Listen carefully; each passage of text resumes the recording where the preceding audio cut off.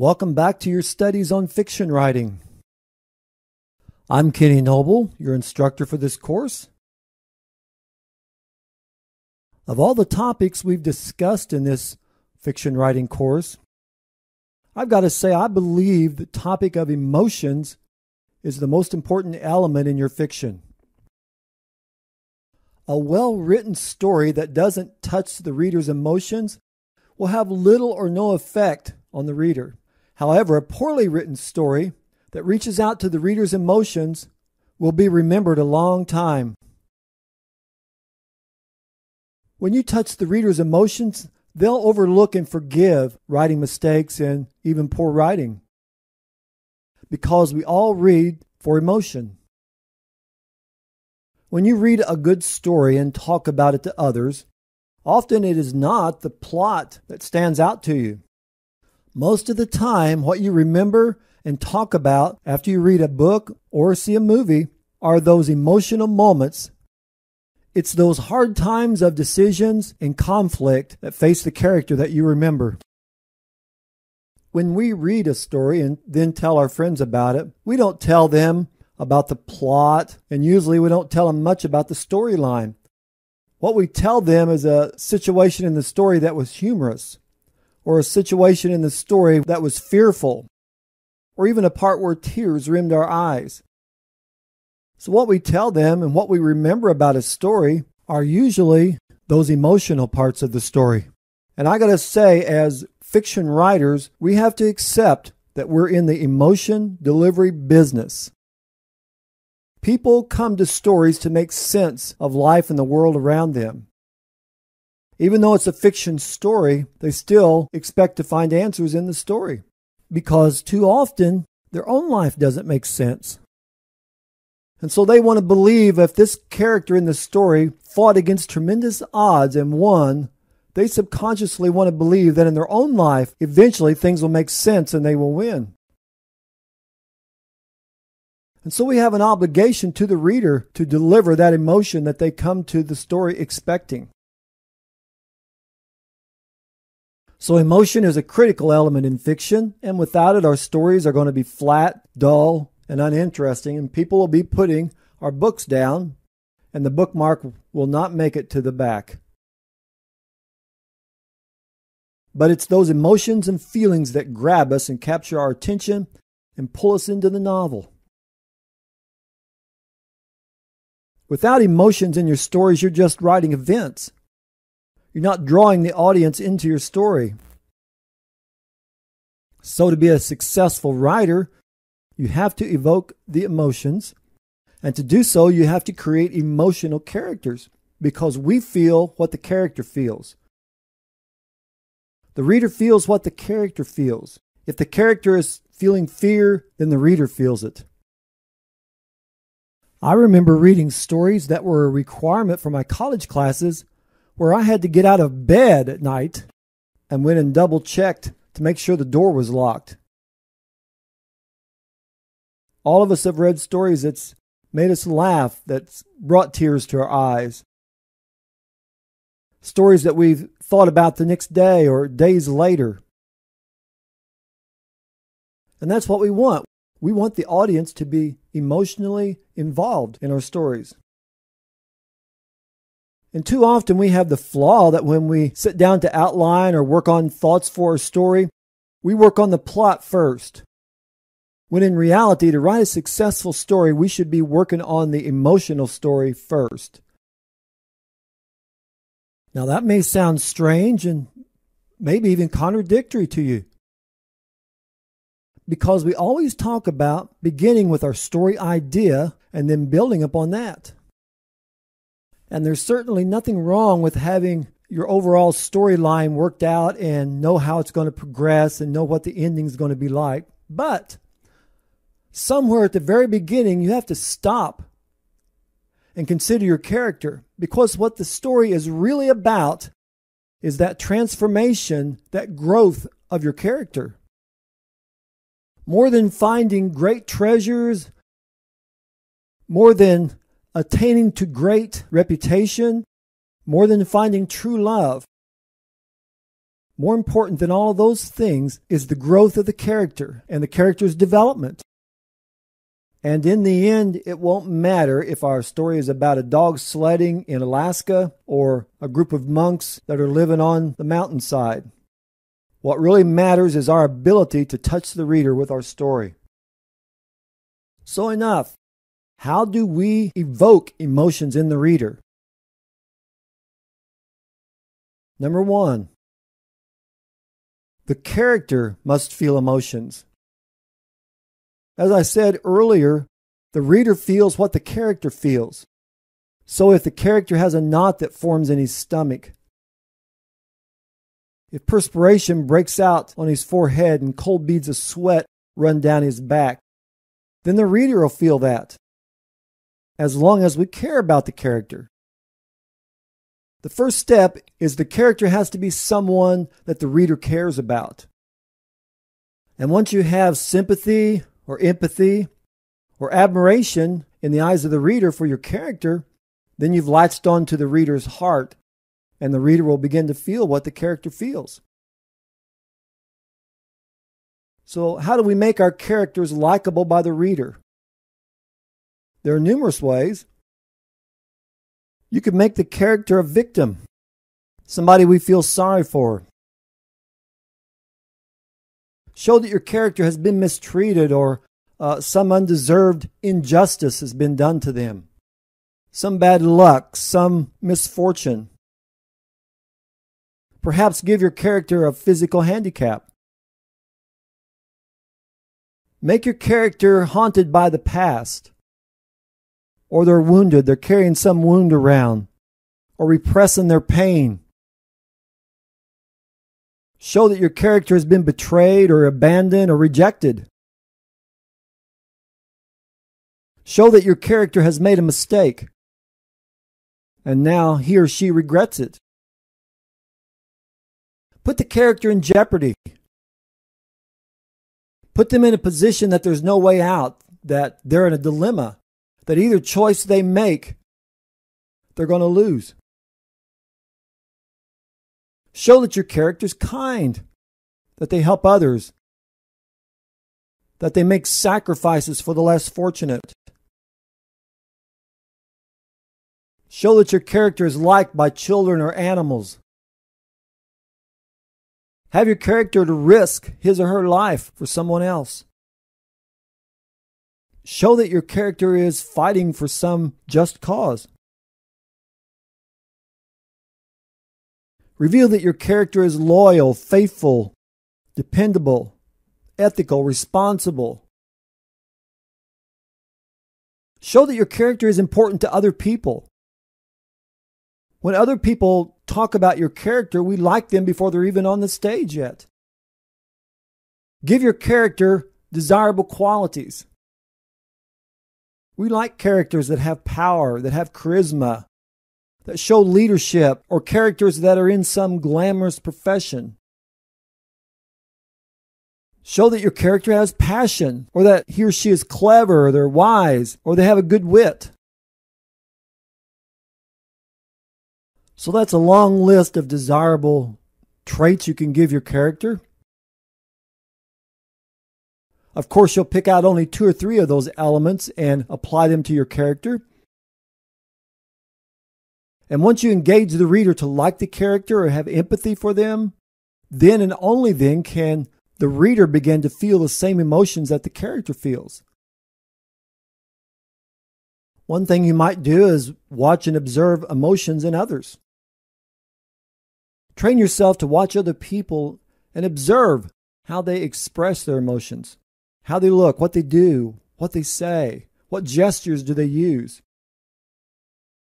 Look back on your own past experiences.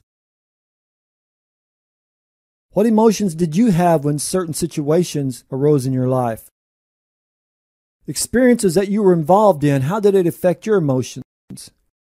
Of course, when you're reading another novel and you notice that you're feeling those emotions, look back over that scene and see how the author did that. What words did they use? What was the sequence? How did the author evoke the emotions in you? I believe we should tap into the emotional palette and plan our characters' emotions so we'll know what to expect. We'll know how we want the readers to feel about them. And of course, you don't want your character to be an emotional junkie. That just every emotion moves them and they're just all over the place of the emotional palette. But a wise writer will look at a scene and say, what do I want? What emotion do I want to evoke in this scene? Is it sadness? Then what's my options to create sadness? Is it humor? How can I make this humorous? And have a plan to evoke the emotions. Of course, don't be stilted. When you start writing your scene, be spontaneous. If things don't go the way that you thought they should, keep going. Let the writing flow. You can always edit it and change it later. And sometimes your spontaneity will write a better scene than what you'd planned. As I said in an earlier lecture, use the senses. Emotions reside in the senses. Let the reader smell the coffee. Let them see the pain in the facial expression of the other characters. Let them hear the noise, and thereby pulling them into the scene and evoking their own emotions.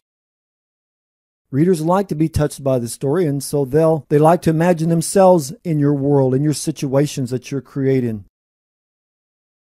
It gives them an escape from their real lives and allows them to experience another world besides the one that they live in. Also keep in mind that cardinal rule, show, don't tell, applies when you're trying to evoke emotions more than anywhere else. You need to show that the character is suffering. You can't be nice and be a good writer because your characters must face adversity and danger. Even extremely impossible odds at times. Because whatever emotional trauma your character goes through, the reader is going to go through it with them. So before you even start writing your story, you need to know your character. And you should spend a lot of time on your character, because if you're going to evoke emotions in the reader, then your character has to go through emotions. And the only way your character is going to go through a palette of emotions is if they suffer and struggle. Having said that, again, I go back to the beginning of this lecture where I mentioned that the first thing you should work on, the most important part of your story, is the emotional journey. The emotional journey that the character faces. Your character must have a serious flaw, whatever that flaw is. And the goal of the story, the goal that your character wants, it must be so that he or she cannot reach that goal unless they change and overcome their flaw. In a nutshell, that's how you evoke emotions. The character has an extreme flaw. They want something so badly that they're willing to change their flaw in order to get that. However, at the outset, the character doesn't realize that he or she has a flaw. So the story opens and we see the character in their normal world in the first act or in the first 3 chapters in the beginning.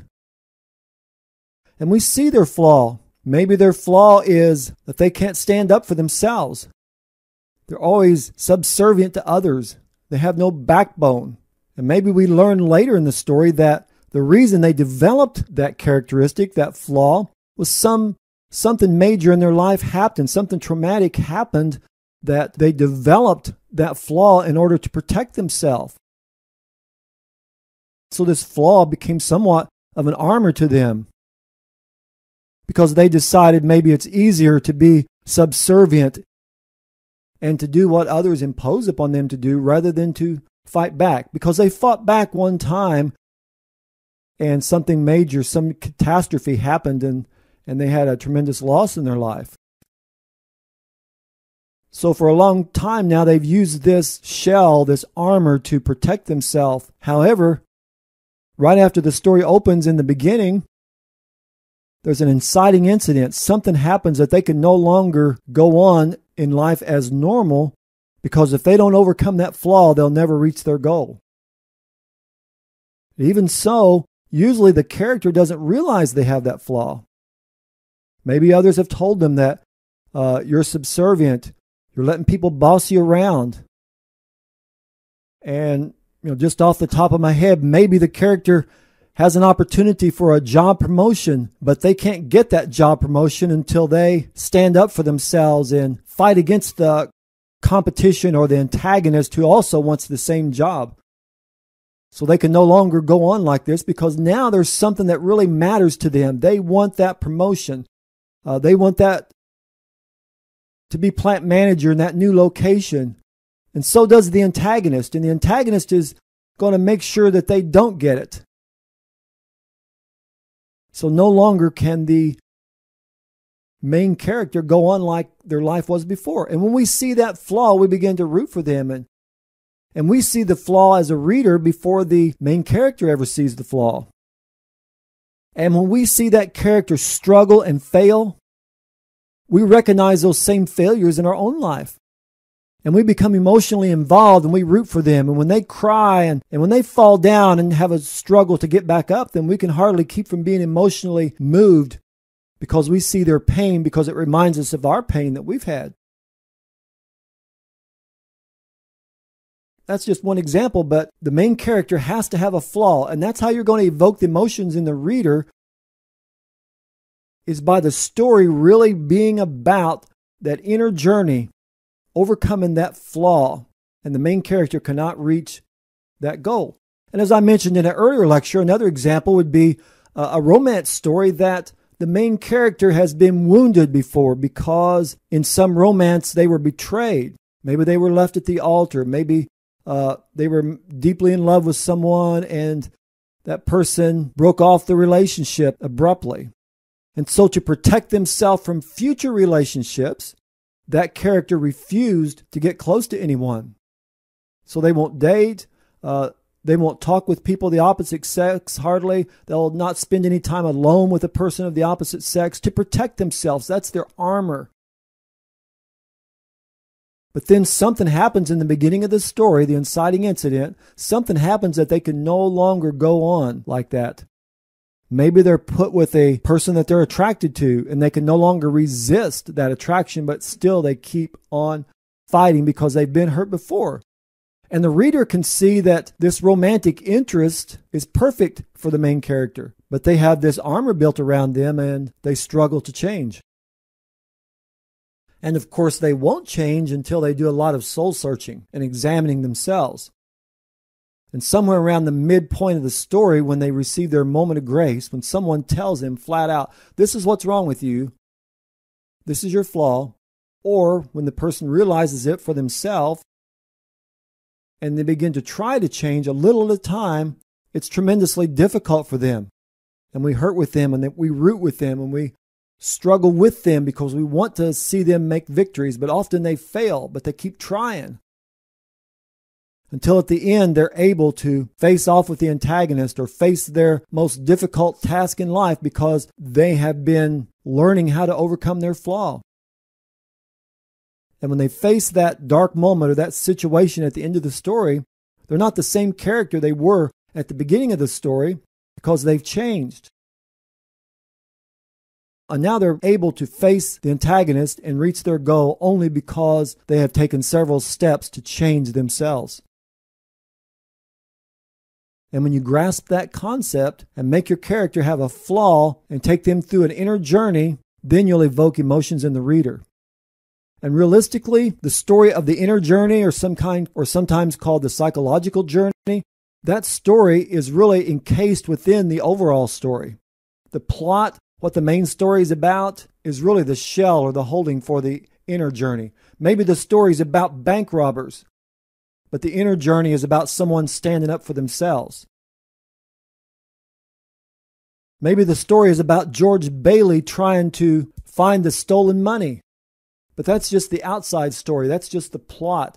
The real inner story is about George Bailey learning to stand up for himself, learn to feel appreciated because everyone is just taking advantage of George Bailey and he feels so worthless.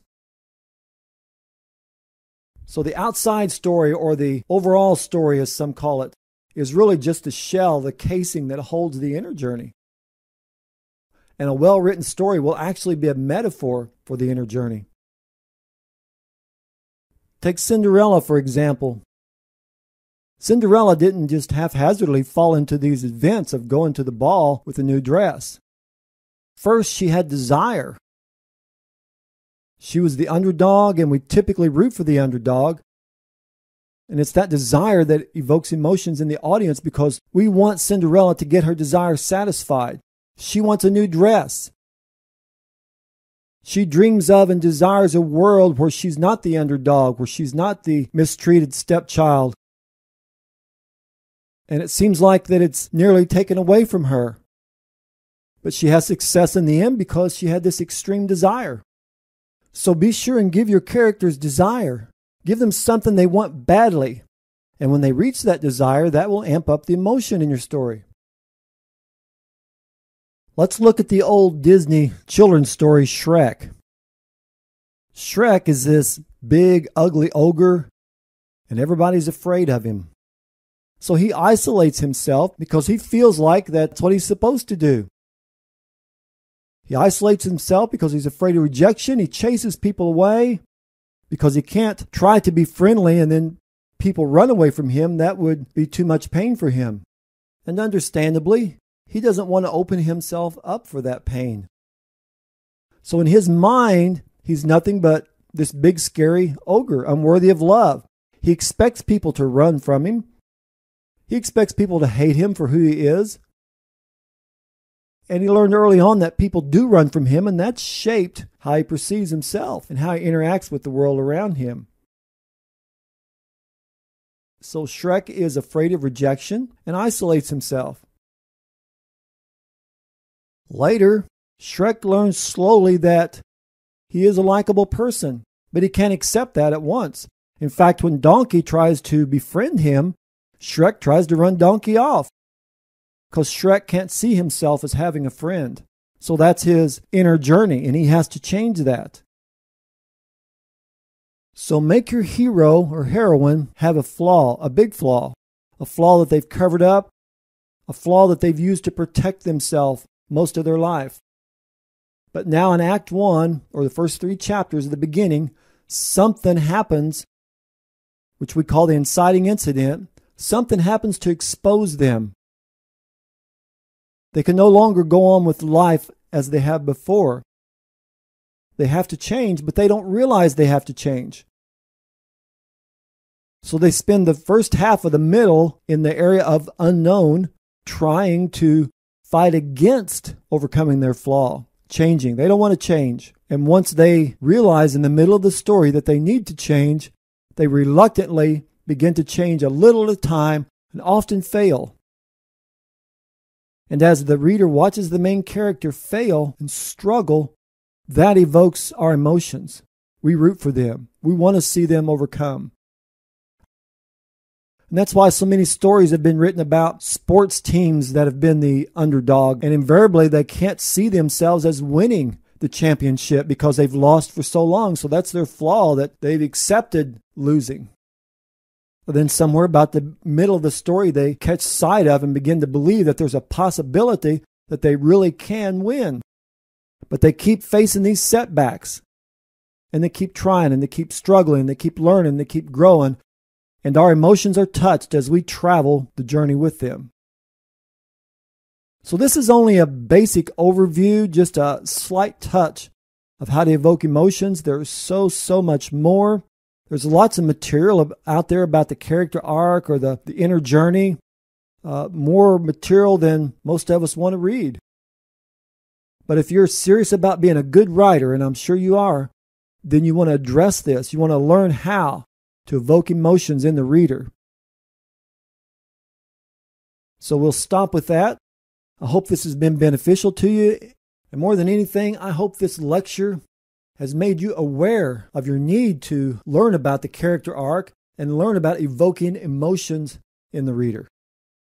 And again, I hope you used that pause button because I've given you lots and lots of information. We've covered enough material in this course to be equivalent to 3 or 4 courses on writing fiction, at least. So take advantage of that. I suggest that you review your notes, maybe come back later and listen to these lectures again and see what you've missed and forgotten and apply it to your fiction. So thank you for taking this course, and I hope to see you again in another course.